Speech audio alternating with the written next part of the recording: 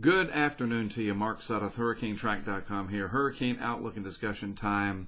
Before we get started, on this date 16 years ago, something very, very important happened, and that was Hurricane Charley. Category 4 Hurricane Charley down in southwest Florida along the peninsula there. I was in that with my crew at the time. There was 3 others with me: Eddie Smith, Jesse Bass, and John Van Pelt. And the 4 of us went through the core of a Category 4 hurricane in our SUVs. John was actually in his Dodge truck. We were in the Chevy Tahoe. Something that I vowed we would never do again, not like that anyway. But in the pursuit of data, that's how you had to do it back in the day. That was 16 years ago. And if you have not seen that video, it is something else. It's on YouTube. I will put a link to it in the description of today's video update. And boy, I tell you what, that is the start. That is when we knew, after that very harrowing experience, that we had to come up with something better, a way to document hurricanes using remote technology. And it's interesting because in the recommended or up next videos, you can see right there, there's the yellow hurricane landfall project Isuzu that actually later on, after Charley, we rolled that out immediately. We were already kind of thinking about it, but Charley was really the impetus that got us started. This is me 16 years ago. I haven't aged that much. I guess that's pretty good. Oh, I forgot about the ads. Yeah, I got to take the ads out. That's no good. We're crowdfunded now. There's no need to have ads. So Charley comes roaring in. Eddie Smith filming it. From time to time, he was the driver, and boy, that was something else. Measured some of the highest winds we've ever recorded. That was the upshot. We got the data that we wanted, but it scared the absolute you-know-what out of all of us for sure. And sitting in the core of a Cat 4 hurricane, not a good idea. This is what it looks like. It's just complete insanity. Blasting through there, pieces of shrapnel going by. Those are the wind speeds there. Now we're kind of between the overpasses. Peak wind gust of 127 out in front of the overpass. We nailed that before we moved under the overpass, so there was no interference from the overpass or anything like that. Those are wind readings that I believe solid in to this day. I gave the camera back to Eddie. There's John's truck right there. Anyway, this is on YouTube, and it is something else. The eye comes over. I jump out, and I go up onto the embankment there. There's some other people also there that didn't know there was a hurricane coming. That was this one guy. I remember he's wearing an Orlando Magic shirt. He's got an Orlando Magic jersey. You'll see this fella in just a moment. This is the eye of a Category 4 hurricane. There was just a touch of blue sky for a moment, but other than that, there it is, Orlando Magic. Other than that, it was kind of foggy and misty. It's a very small eye. And anyway, that's sitting on YouTube. Check it out. We actually went on up and caught it again in Orlando, and then up in Orange City and DeLand, that area. Scared the heck out of us again up there. Just incredible, and it led to where we are today, 16 years later. All this remote equipment, unmanned equipment. Still got to drive to the hurricanes, got to be in them a little bit, but sitting out in the core in an SUV, we don't have to do that anymore, okay? And I don't recommend anyone does that, because you don't have to, especially us. Alrighty? Alright, so let's move on with today's update. Boy, the Eastern Pacific, busy, still cranking out systems. Tropical Depression 10E, Alita, which was up here, has died out and dwindled away. Now we have another system that's going to try to develop, and then another one beyond that. And if we look at the 5-day representation of all of these, this one down here could come close enough to Mexico to cause some issues with flooding. So we will want to keep an eye on that. Everything else should track away. This system will become a tropical storm, but not amount to much, not adding much to the ACE score. to the eastern Pacific. So there you go. In the Atlantic, a couple of areas to keep an eye on. Of course, we have Tropical Storm Josephine. It's not like I know something that nobody else does, but the pattern, the environment, the modeling, it all suggested that this would become a named storm, and my hunch was right. I try not to ever say I was right, because it's not like I'm in control of this. This is not my thing that I created and I'm right all the time.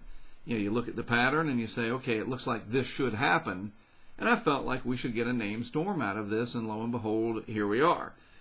And let's put it into perspective. It is the 10th named storm of the season. I know it's the earliest we've ever made it to the J storm and all that interesting headline-making stuff, but the overall ACE score with each of these storms is really not that impressive. Now, we're ahead of schedule.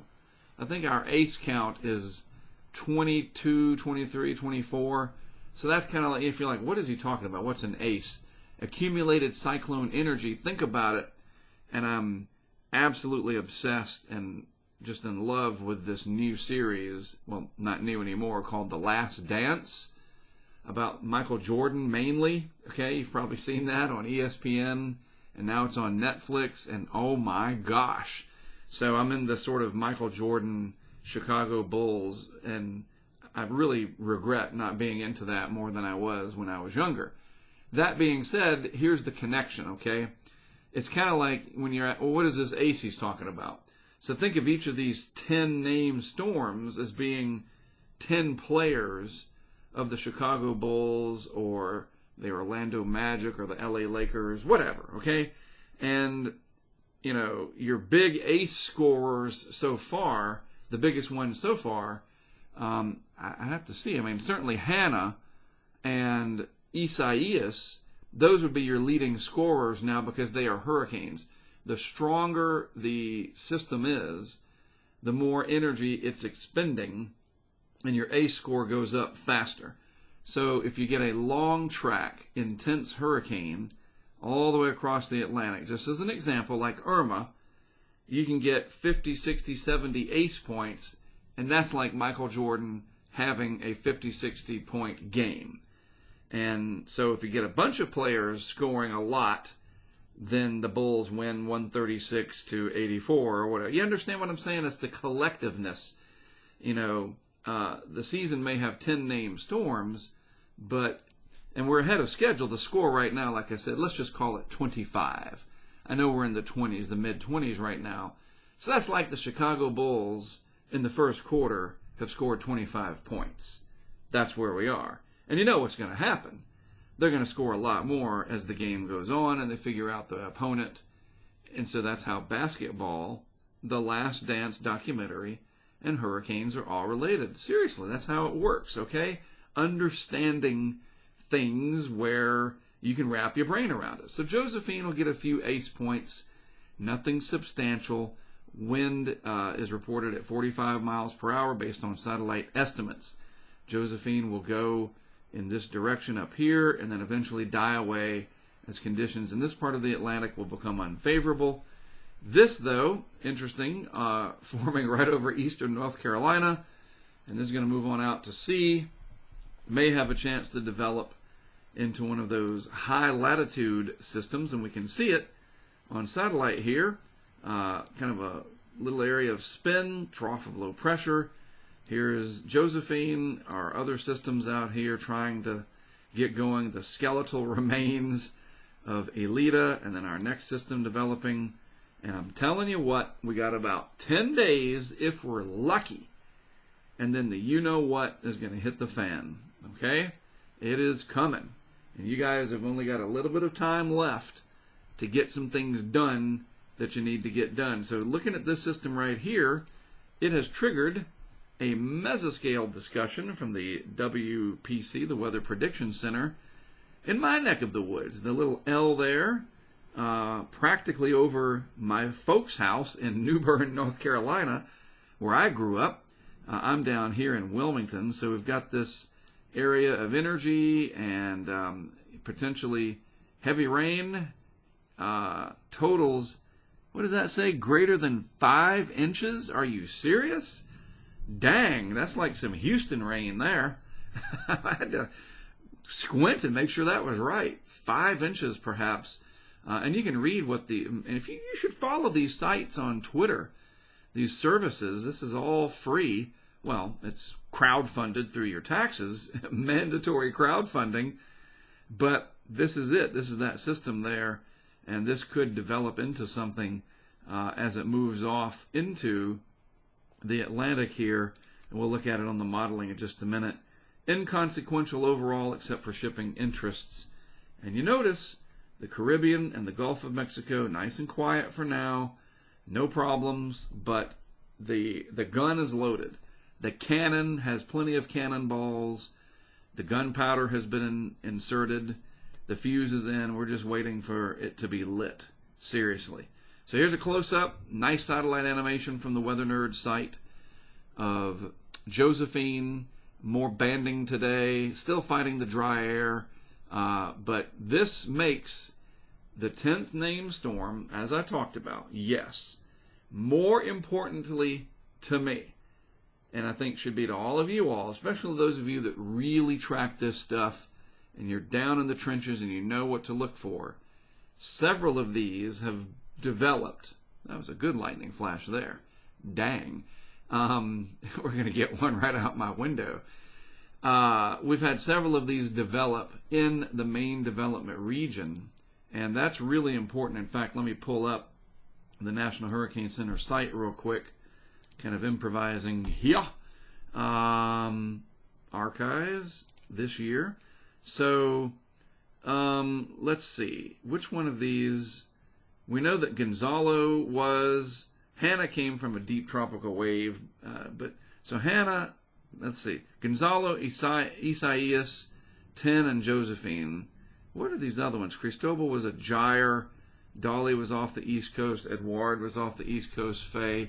So yeah, so Gonzalo, legitimate deep tropics. Hannah came from a tropical wave, I believe. Certainly Isaias was. TD10 never made it to a named storm. But then we have Josephine here. So these last ones, these latter storms...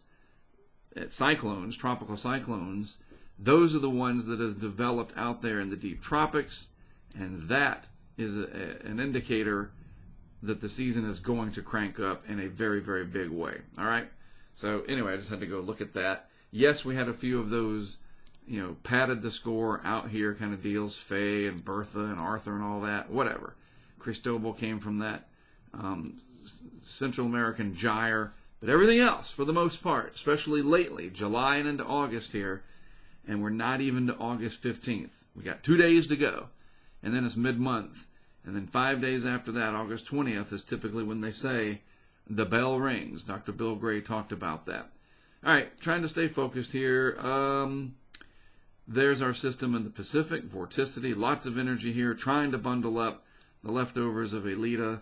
There's Josephine. Look at that roundness off of my area, and this again will scoot off into the Atlantic here and develop, and it may kind of hang around and loop like this. We'll see. That could have some interesting implications if it does, and then more energy out here coming off the coast of Africa. This right here is very, very concerning to me. I want to show you this. So this is the 30 degrees Celsius isotherm right there. 30 Celsius, that's about, 86 Fahrenheit? Something like that. The entire northern part of the Gulf of Mexico now, almost the whole thing, with the exception of right over here where Hannah went in, is now 30 Celsius or more. This is 31 Celsius. Wow. As is right over here. Okay, that is untapped, and then you got this little area coming up, kind of like a loop current.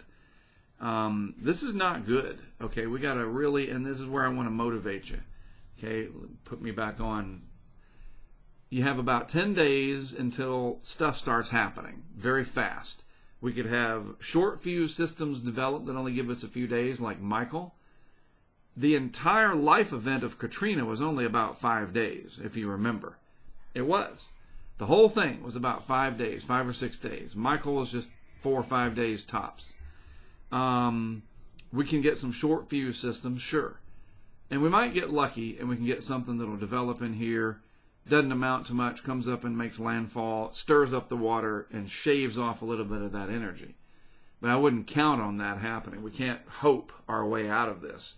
That old expression of mine, that hope is not a planning tool. So, whatever you got to do, make sure you got the gas cans. I'm really worried about our gasoline supply, the way the pandemic went and how some of the most bizarre things vanished. And still, like right now, I can't get cornmeal. What the heck? Anyway, story for another day, but, weird stuff's happening. It's a different time. And hurricane preparedness is going to be harder because of that. So, if you haven't done anything up to now, you've been procrastinating, maybe you haven't believed the science, whatever, that's fine. You just, I'm not going to worry about it until I see it. Well, at least do a little something, all right? Publix, a lot of those around the grocery stores, no, they're not a sponsor or an affiliate. I'm just telling you. Big box stores, right? Publix, Walmart, I don't care where you do your shopping. Go get you some extra water, a few extra staples that you can survive off of for 5 to 7 days. That 3-day supply stuff, that's out. That's done, in my opinion. It's 5 to 7 days minimum. And especially if we get some bad hurricanes, one after the other. And it's time to be very realistic here. All right? We get one that cuts across Florida, knocks out the power down here for a couple million. Another one that cuts up in here to central Louisiana, wipes out the power here another million. And then another one over here into Texas, puts the power out. And then one up the East Coast and puts the power out. We got 10, 12, 15 million people without power over a 6-week period. You think we got problems now.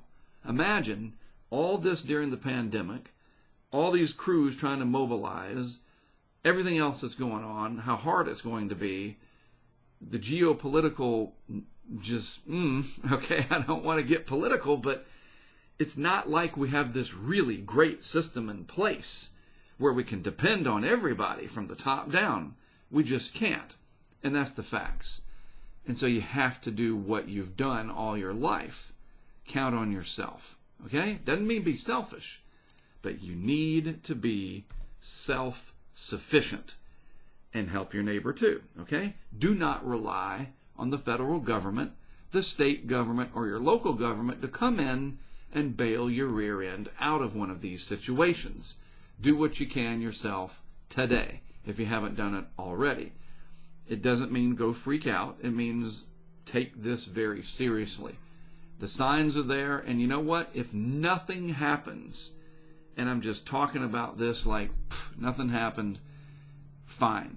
I know it'll hurt a lot of people's credibility because, we said all this was going to happen and it didn't happen. So on the one hand, you kind of want something to happen so people believe you, but on the other hand, it's just a stupid balancing act. It's very strange in that regard. We want to be right, but being right means somebody gets thumped really hard by a hurricane. So please take it seriously. The clock is just about to start ticking, and as it gets to 0, that's not good. Alrighty?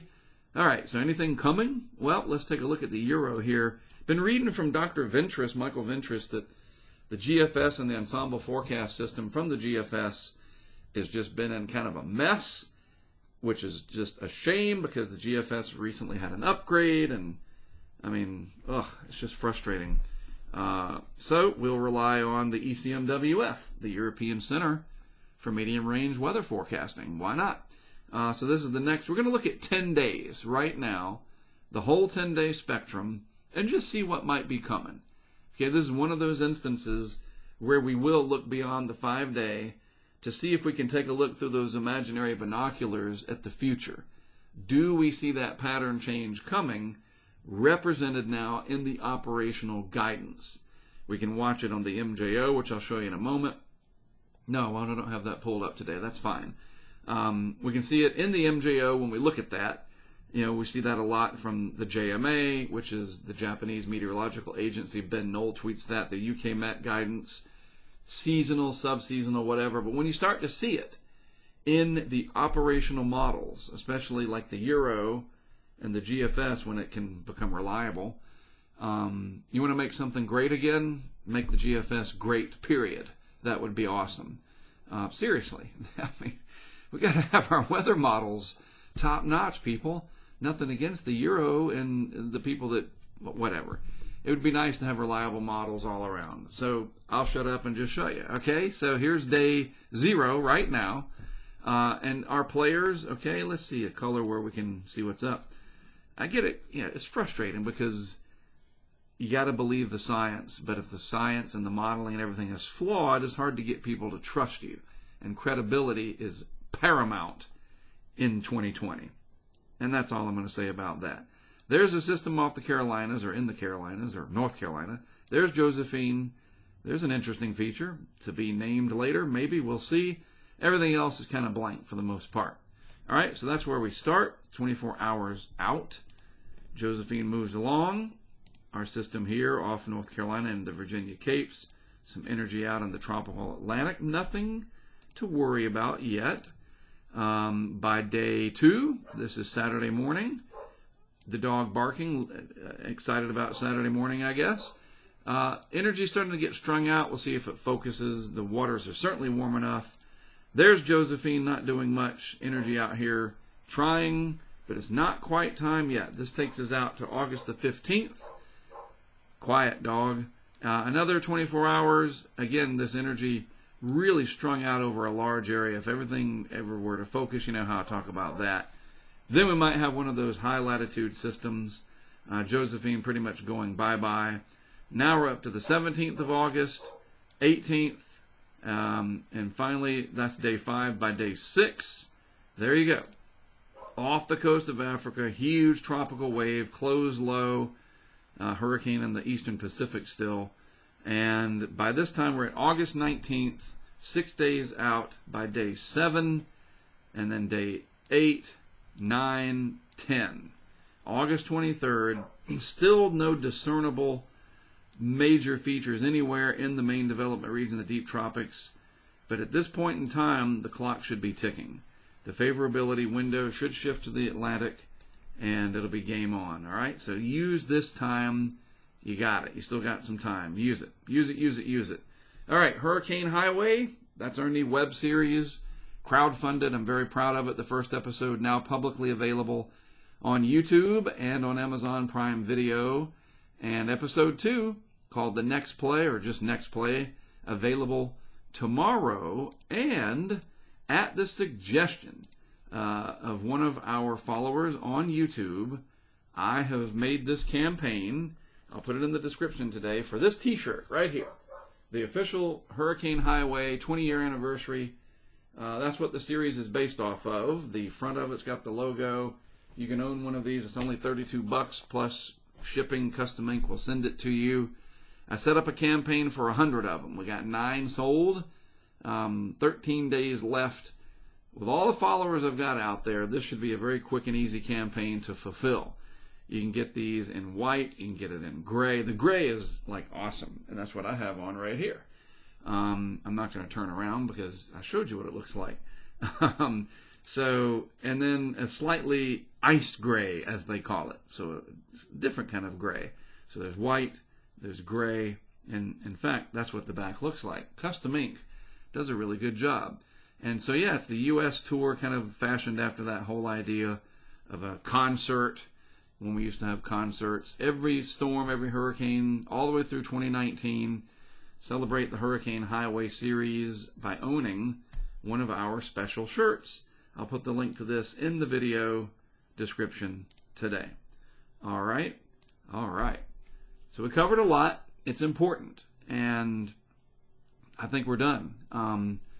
Do what I said. Please take some action. You know, the gas cans, extra water, prescription medications, especially those. This is it. The time is getting ready to start that we're going to start getting nervous about stuff. So take this very seriously, shall we? Please. All right, that is it from me for today. You guys have a good rest of your Thursday. Tomorrow, Hurricane Highway Episode 2 available publicly. I can't wait for you to see that. And then it just gets better and better. Episode 3 is about Barry last year and Barry in 2001. And, you know, you'll see. Episode 4 is about the weather balloon project, and episode 5 is Dorian. Those are all finished, and they're actually all on Patreon, or available through Patreon now to all of our patrons. And then episodes 6, 7, and 8, I'm still working on them, assembling them like a big 10,000 piece jigsaw puzzle. And I'm getting there. They will all be ready by the end of September. And then season 1 will be finished. Wow. An 8-episode television-style series, completely crowdfunded. And, real quick, to learn more about that, right there, patreon.com/HurricaneTrack. All right, now I'm done. You guys have a good rest of your afternoon. Thanks, as always, for taking the time to listen to me. I am Mark Sudduth, HurricaneTrack.com. We'll be back again to chat some more tomorrow.